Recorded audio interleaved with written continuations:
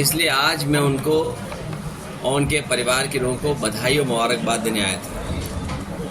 और इनके सारे बहुत से कार्यकर्ता नेताओं से भी मुलाकात हो गई और इनका नुकसान ये हुआ, इन्हें भोजन 2 बार बनवाना पड़ा, लेकिन मैं धन्यवाद देता हूँ इनका।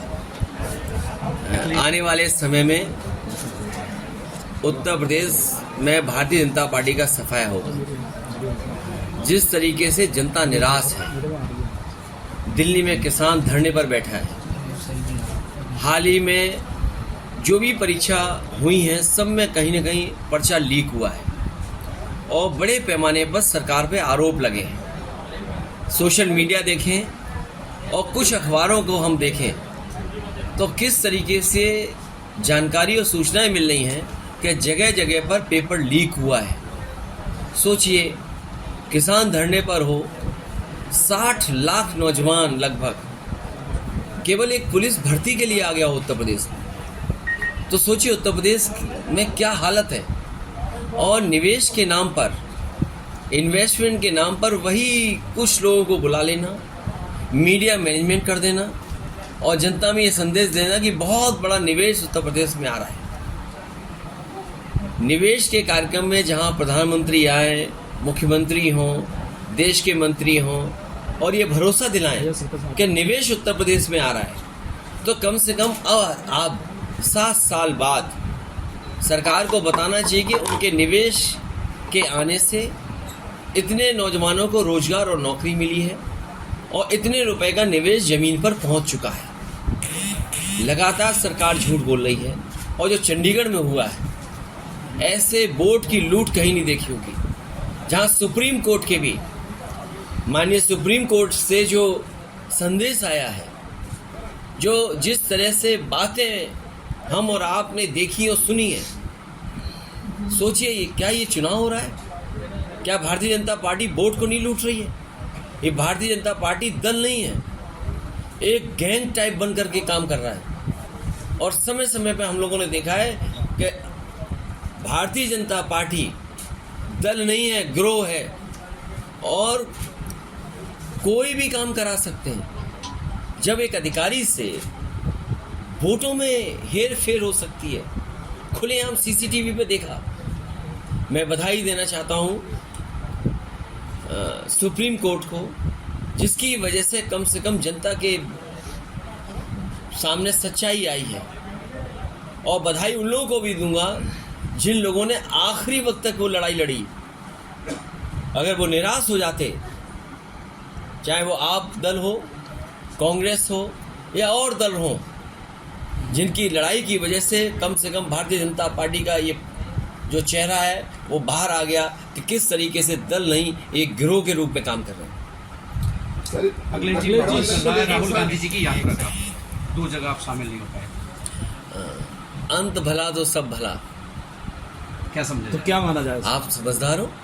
सब गठबंधन होगा, शीट शेयरिंग को लेकर के विवाद छिड़ा हुआ है।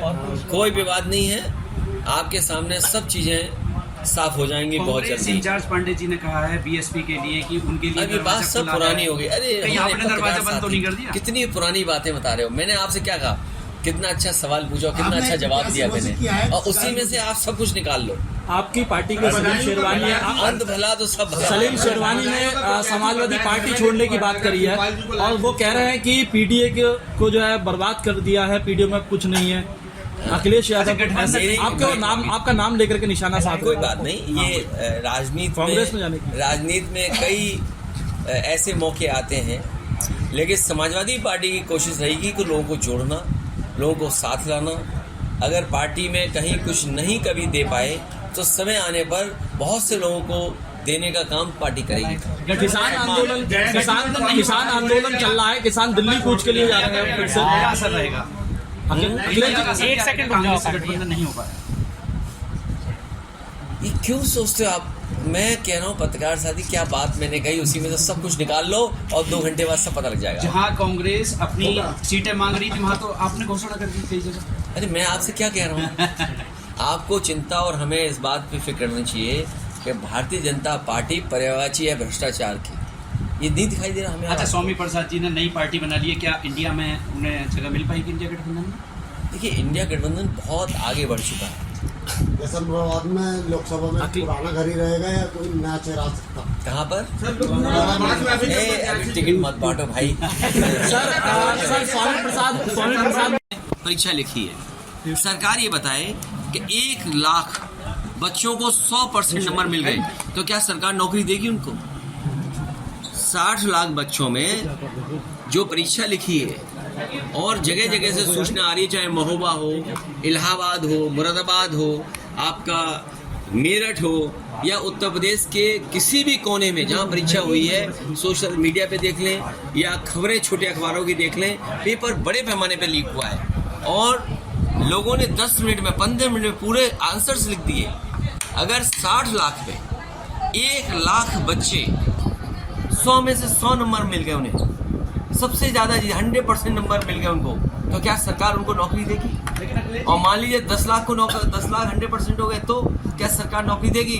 सरकार को सोचना चाहिए कि 60 लाख मतलब हर परिवार के 5 सदस्य और 50 लाख का हिसाब लगा तो 2.5 करोड़ लोग हैं कि नहीं है जो इस सरकार को उखाड़ फेंक देंगे। सॉल्वर पकड़े गए वो बिहार के बताए जा रहे हैं।